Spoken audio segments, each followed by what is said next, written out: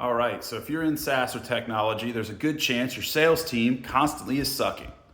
Number one, do you have a good PIT process? Number two, do you have a sales process? Number three, what kind of CRM do you use? And number four, what's your compensation look like? We over-index on salary because we focus on jobs that take, or sales that have a long life cycle. I get it. It takes 6 months to a year to close a deal. These people got to survive. Well, that just means that when you have the opportunity to make commission, it's got to be big enough for them to tolerate that time. But you hinge it on commission, period. I know there has to be some salary, in that, but it should really be focused on not only new business, reoccurring business. But I'm going to get to that in a second. Why does the old ways not work anymore? The old ways don't work anymore because markets are getting saturated. AI has showed up and made people more efficient. We are able to learn and evolve and get more focused on various things.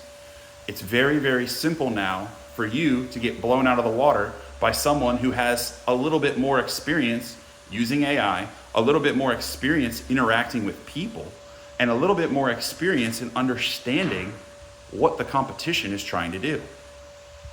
Why does that matter? Well, if your sales team is failing and you're trying to sell SaaS or big products, there's normally two big elements that are missing. Number one, your team lacks actual sales skills, interpersonal and other. And two, they lack a structure that is a created structure, meaning they lack scripting. They lack exact things to do, so they have to think. Anytime a salesperson has to think on the fly, you run the risk of failure. Well, you say, Nick, why is that? Because half of your salespeople could be brilliant, excellent A players.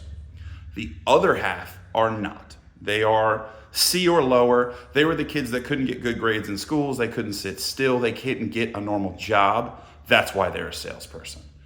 They are not going to do good on the fly because they've never done good on the fly. They've done their life on the fly. That's why they're now a salesperson. I know that sounds negative, and trust me, if you don't like that, comment below. I still think, I'm going to do what I'm going to do because I know most salespeople. I've seen them. Why that matters is, as an employer, as a business owner, you have to be able to account for this. You have to take this into account so that you can develop programs and plans that will make your team successful.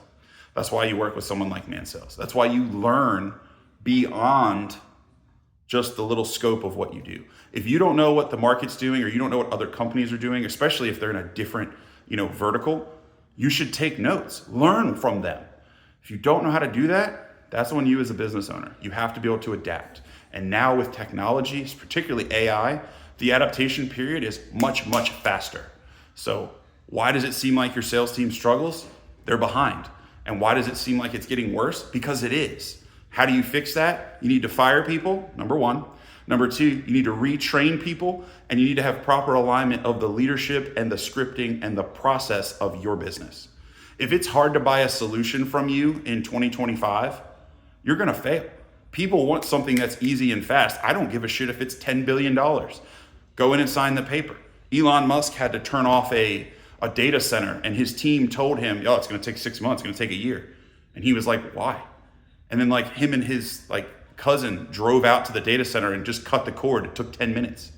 You can look up that story. Think about that. People are telling him 6 months and he did it in 6 minutes.